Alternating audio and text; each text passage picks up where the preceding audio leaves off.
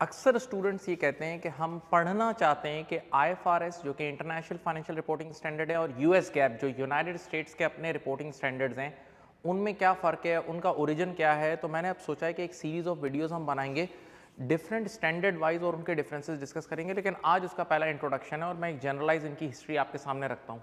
तो देखिए, origin of IASB and FSB. IASB international accounting standard board है और FASB financial accounting standard board, ये यूनाइटेड स्टेट्स का जो अकाउंटिंग स्टैंडर्ड बोर्ड है उसको कहते हैं।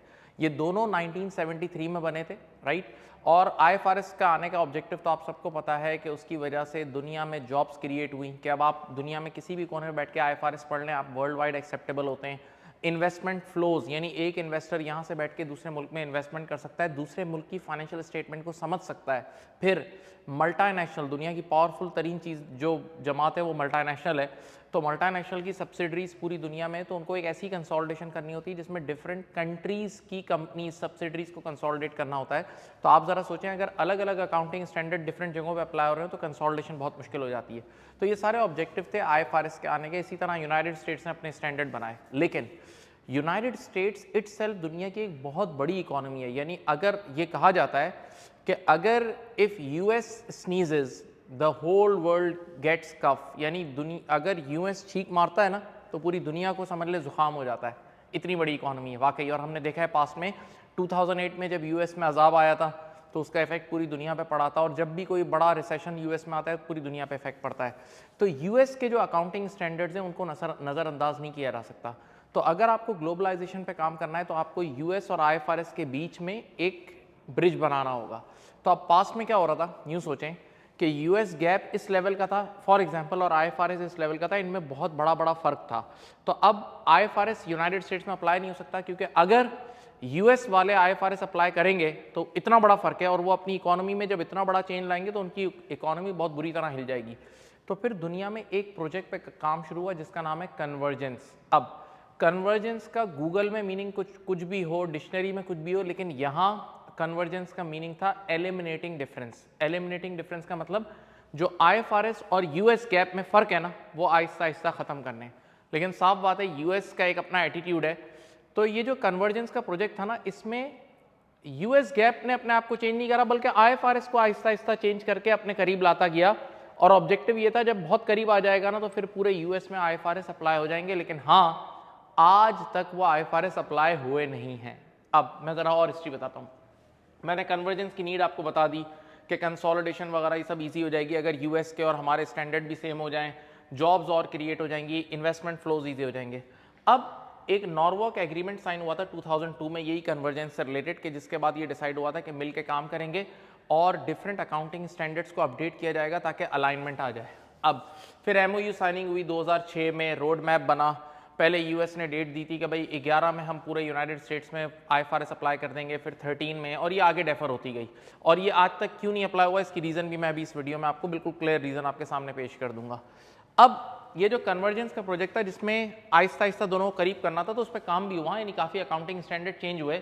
लेकिन यूएस गैप में चेंज नहीं आया, आईएफआरएस में चेंज आया। एक तो रेवेन्यू रिकग्निशन में चेंज आया।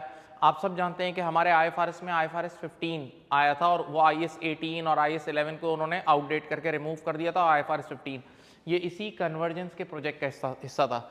इसी तरह फाइनेंशियल इंस्ट्रूमेंट में आप सबको पता है कि आईएफआरएस 9 आया, और आईएफआरएस 9 में एक मेजर चेंज था expected loss model, ECL, right. लेकिन आपको एक बात बताऊं, मजे की बात, कि यूएस गैप इनिशियली उस पे था इनकर्ड लॉस मॉडल। यानी आईएफआरएस कहता था कि भाई हम वेट नहीं करेंगे एक्चुअल इवेंट का, जो बुराई का, हम पहले से ही बुराई को बुक कर लेंगे, यानी जल्दी से फ्यूचर की बुराई अभी से बुक कर लेंगे प्रूडेंस कॉन्सेप्ट को अप्लाई करते वक्त। लेकिन यूएस गैप इनिशियली था इनकर्ड लॉस मॉडल पे, राइट, ओके। और उनका मानना ये था कि यार अगर हम बहुत जल्दी एग्रेसिवली फ्यूचर के लॉसेस बुक करेंगे तो हमारी मार्केट्स में अजाब आ जाएगा, हमारी मार्केट्स की प्रॉफिटेबिलिटी और ये सब गिर जाएगी। लेकिन बाद में उन्होंने फिर एक CECL, current expected loss model, उन्होंने अभी अप्लाई कर दिया है। लेकिन हाँ, स्टिल एक फ़र्क है कि यूएस गैप वालों का इतना एग्रेसिव नहीं है, हमारा थोड़ा ज़्यादा आईएफआरएस वालों का ज़्यादा एग्रेसिव है, राइट, ओके। देन लीसेस, अब आईएफआरएस 16 जो आ गया उसके बाद लीसेस भी हमारी और उनकी यूएस गैप वालों की नॉर्मल मेजॉरिटी 99% सेम हो गई है, यानी ये स्टैंडर्ड भी सेम हो चुके हैं। देन फेयर वैल्यू मेजरमेंट जो आईएफआरएस 13 आया था वो भी इसी कन्वर्जेंस के प्रोजेक्ट का हिस्सा था। लेकिन हाँ, एक चीज़ मैं क्लियर बताऊँ, आंखें खोल के सुने, IFRS 13 के आने के बाद हमारे और यूएस गैप में इतनी सिमिलैरिटी आ गई है कि हमारा और यूएस गैप वालों का फेयर वैल्यू कैलकुलेट करने का मेथड सेम हो चुका है। मेथड सेम है लेकिन दोनों के मौके सेम नहीं है। फेयर वैल्यू कैलकुलेट करने के इवेंट सेम नहीं है, मेथड सेम है। बच्चे ने कहा क्या मतलब समझें। जैसे हमारे यहाँ एक IFRS 5 है, non current asset held for sale. तो आप जैसे ही हेल्ड फॉर सेल करते हो तो लोअर ऑफ कैरिंग वैल्यू और fair value less cost to sell पे लेकर आते हो ना, तो ये एक मौका है फेयर वैल्यू पे लाने का। तो जरूरी नहीं है यूएस गैप में यही मौका हो। इसी तरह हमारे यहाँ आप जब टेक ओवर करते हो तो अपनी सब्सिडरी को इमीडिएटली फेयर वैल्यू पे लेकर आते हो, जो फेयर वैल्यू एडजस्टमेंट वगैरह करते हो, तो IFRS की वो रिक्वायरमेंट है। तो फॉर एग्जांपल जरूरी नहीं है यूएस गैप में भी यही रिक्वायरमेंट हो। तो अब इस हद तक कन्वर्जेंस हो चुकी है इस फेयर वैल्यू मेजरमेंट की कि फेयर वैल्यू कैलकुलेट करने का मेथड दोनों में एक ही है, लेकिन फेयर वैल्यू कैलकुलेट करने के मौके, इवेंट्स एक नहीं है। अब ये बहुत अहम, अब मैं इस आज की वीडियो का दिल आपके सामने पेश कर रहा हूं, चैलेंजेस। ये आज तक यूनाइटेड स्टेट्स में IFRS क्यों नहीं अप्लाई हुआ है? उसकी वजह क्या है? एक वजह रेगुलेटरी इन्वायरमेंट। भाई यूएस गैप जो है ना वो रूल बेस्ड है, यूएस के स्टैंडर्ड रूल बेस्ड है, यानी बहुत डिटेल्ड है और हर चीज़ का रूल है, जबकि IFRS जो है वो प्रिंसिपल बेस्ड है। क्या मतलब? मैं आपको मिसाल देता हूँ, सुनिए। आज मेरे घर पे गेस्ट आने के थे तो मैंने अपने असिस्टेंट से कहा कि यार अच्छा खाना खिला देना इनको। अब ये अच्छा खाना मैंने जो बोला ना, ये एक प्रिंसिपल है, लेकिन अगर मैं कह रहा हूँ कि नहीं यार फलां रेस्टोरेंट से इतनी इतनी ये चीज़ें मंगानी है, स्टेक्स मंगाने हैं, ये मंगाना है, अगर मैं एक्चुअल क्वांटिटी, ड्रिंक्स के नाम सब बता रहा हूँ तो ये रूल है।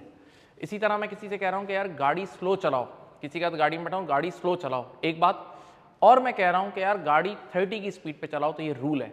तो यूएस गैप जो है वो रूल बेस्ड है और बहुत डिटेल्ड है, और IFRS जो है वो प्रिंसिपल बेस्ड है और फ्लेक्सिबल है। प्रिंसिपल बेस्ड होने की वजह से फ्लेक्सिबल है।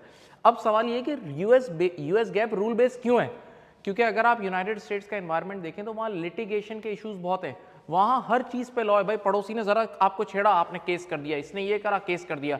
तो भाई जब इतने केसेस होते हैं तो वहाँ जो जज है उसके पास ऐसा ब्लैक एंड व्हाइट चीज़ें होनी चाहिए कि वो 1 मिनट में डिसीजन ले और 1 मिनट में आपको फैसला करके दे। तो अगर प्रिंसिपल बेस्ड मसले होंगे तो फिर हल ही नहीं होगा। तो ये बहुत बड़ी वजह है IFRS अप्लाई ना होने का।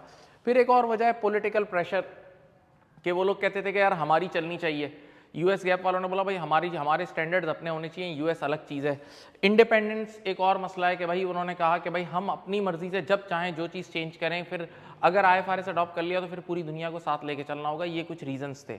बहरहाल एंड ऑफ कन्वर्जेंस, फिर एक टाइम के बाद आके दुनिया को समझ में आ गया कि अब ये पूरे यूनाइटेड स्टेट्स में IFRS अप्लाई नहीं हो सकते, यानी अब आप वेबसाइट पे भी जाके देखें।